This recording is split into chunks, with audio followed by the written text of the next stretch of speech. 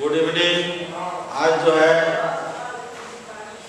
Bio विषय में आपको हम क्लास 12 का एक टॉपिक बताएंगे जो लेसन 2 से रिलेटेड है, जिसका नाम है, टॉपिक का नाम है परागण, जिसको इंग्लिश में पॉलिनेशन कहते हैं। परागण या इंग्लिश में पॉलिनेशन। ये परागण की क्रिया जो है किनमें होती है, इसको जाने पहले परागण की क्रिया वल्ली पुष्पी पादपों में ही होती है। पुष्पी पादप मतलब ये हुआ जिन पुष्पी पादपों में पुष्प पाए जाते हैं, यानी पुष्पों के माध्यम से यह क्रिया होती है जिसको हम परागण का नाम देते हैं। अब देखिए परागण में होता क्या है, हमने आपको इसके पहले क्लास में बताया गया था कि उमंग और जायाम उसके दो जो है मेल और फीमेल रिप्रोडक्टिव पार्ट माने जाते हैं। इसको मानते हैं मेल, ये आपका मेल रिप्रोडक्टिव पार्ट है ना, ये आपका मेल रिप्रोडक्टिव पार्ट, इसको बोलते हैं female reproductive part. Okay, part है। तो ये भाग है उमंग और जायाम। तो पुमंगों के द्वारा होता क्या है, ये पुमंग में के द्वारा परागण की क्रिया होती है। कहेंगे किस ऐसे पुमंग के किस भाग से ऐसे क्रिया होती है, तो पुमंग में आपको बता दूं तीन जो है पुमंग के तीन ऐसे पार्ट होते हैं जो इस क्रिया को कराने के लिए उद्दीप्त होते हैं। पहला है पुमंग में देखिए पुकेंसर, जिसको हम स्टेमेंस कहते हैं। दूसरा आपका है परागकोश, जिसके अंदर परागकण भरे होते हैं, पॉलन सैक कहा जाता है इसको। और तीसरा हमारा है परागकण। परागकण है, ये परागण है, मतलब देखिए परागकण है ना। तो इस प्रकार से पुकेंसर के द्वारा परागकोश बनते हैं और परागकोश के अंदर क्या होते हैं, परागकण। जैसे देखिए आपको ये मान लीजिए आपका सपोज दैट पुकेंसर है, और इस पुकेंसर के द्वारा इस प्रकार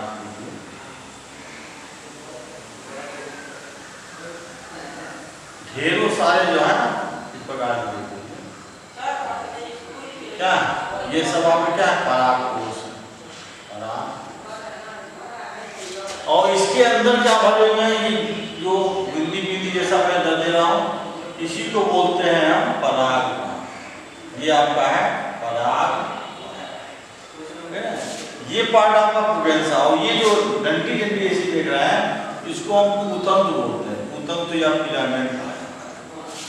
और इसी पुतंत्र से ये क्या होते हैं, परागकोश अटैच है, पॉलन सैक अटैच है, और इस पॉलन सैक के अंदर बहुत सारे क्या है, बीजांड संरचना जो देख रहे हैं आप, ये बीजांड संरचना क्या है आपका परागकण।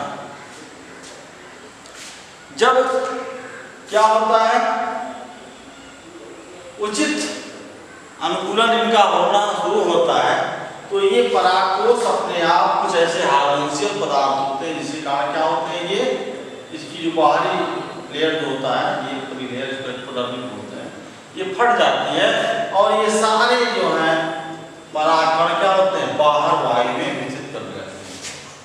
और इसी वायु के माध्यम से, जल के माध्यम से, या कीट पतंगों के माध्यम से, पशु पक्षियों के माध्यम से ये उड़ते हुए वातावरण में फैल जाते हैं। और फैलकर कहाँ जाते हैं, ये जान लीजिए।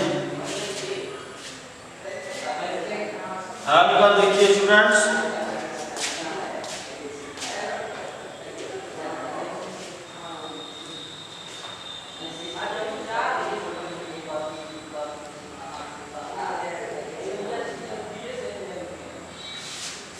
फैल कर जाते हैं कहाँ, वर्तिका को।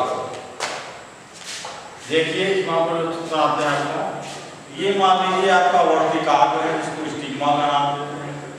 और ये इस प्रकार से फैल करके ये चीज बनी हुई, इस स्टिग्मा में आप देख रहे हैं इस प्रकार से लोग लिखा है, इसका नाम स्टिग्मा। ये आपका स्टाइल है और ये आपका ओवरी है, यहाँ पर क्या है ओवरी। तो जब कोई ये परागकण, परागकण कैसे है, इस प्रकार का परागकण है, देखिए ये आउटर वाल और ये आउटर वाल, इसको एंजाइम, इसको एंजाइम का नाम देते हैं, ये है। तो ये परागकण उड़ता हुआ कहाँ पर गिरता है, इस पर आकर गिर जाता है, और जब यहाँ पर गिरेगा ये कहाँ है, इस पर है, तो यहाँ पर क्या करता है, जनरेट करता है। जनरेटर क्या बन जाता है, देखिए इस प्रकार से ये जनरेट करता है, इस प्रकार से बना देता है पॉलन ट्यूब, बोलते हैं परागनलिका, परागनलिका। तो ये परागकण जो होता है परागनलिका के रूप में जनरेट कर जाता है, और यहाँ पर जनरेट जो ही करता है तो ये स्टिग्मा का पार्ट हट जाता है, और यहाँ से सीधे पॉलन ट्यूब कहाँ से स्टाइल द्वारा होता हुआ कहाँ पहुँच जाता है, अंडाशय, ओवरी।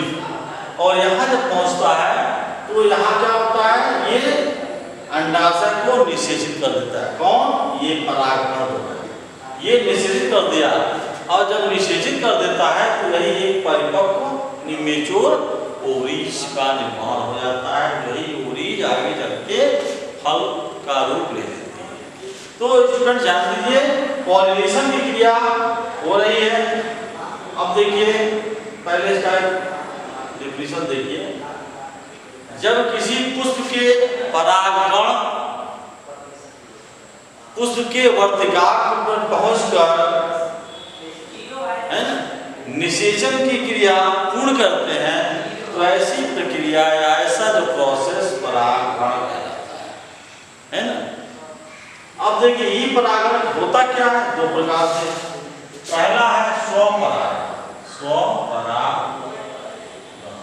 दूसरा होता है परपरागण, ये दो।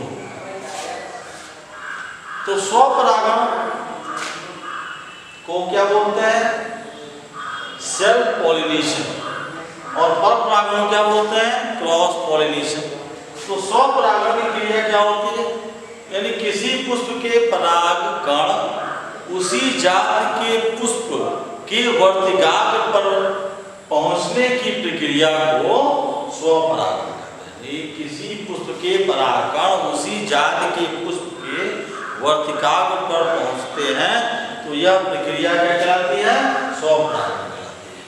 हमने आपको ये बताया था पुष्प अधिकतर क्या होते हैं, बाइसेक्सुअल होते हैं, तो उस पर और कुछ जो है यूनिसेक्सुअल होते हैं। सेक्सुअल की संख्या कम है, बाइसेक्सुअल ज्यादा है। तो उसी जात के पुष्प के परागकण उसी पुष्प के वर्तिकाग्र पर पहुंच रहे हैं, मेल फीमेल दोनों उसके अंदर है। तो ऐसी प्रक्रिया क्या कहला रही है, स्वपरागण। जैसे मटर के पौधे ले लीजिए, सरसों के पौधों में देखिए इसी प्रकार का परागकण होता है, जिसको हम स्वपरागण। दूसरा ये परपरागण, परपरागण में इसको क्रॉस पॉलिनेशन का नाम दिया गया है। इसको कहते हैं कि जब किसी पुष्प के परागकण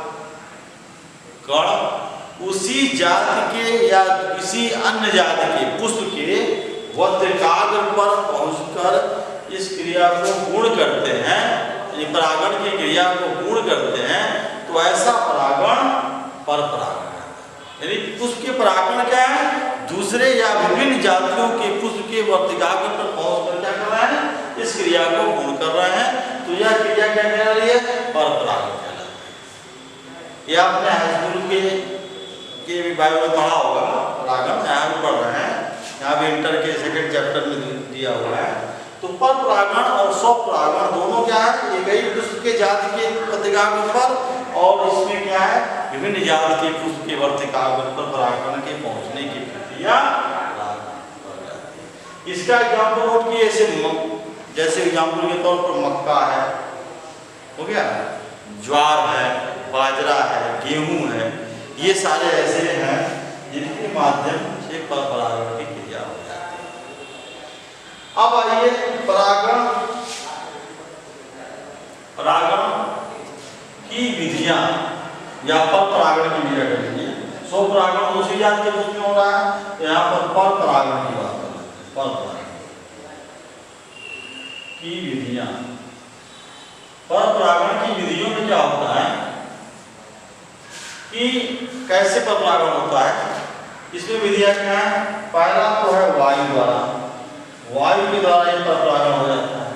जैसे मान लीजिए तेज हवा चल रही है, आंधी आ रही है, या कभी कभी तूफानी हवाएं चलने लगी, तो ऐसे में किसी पुष्प के परागण उड़ते हुए क्या होते हैं, दूसरे किसी अन्य जात के पुष्प के वर्तिका पर पहुंच जाते हैं। तो इस प्रकार की क्रिया होती है, इसको हम वायु परागण कहते हैं।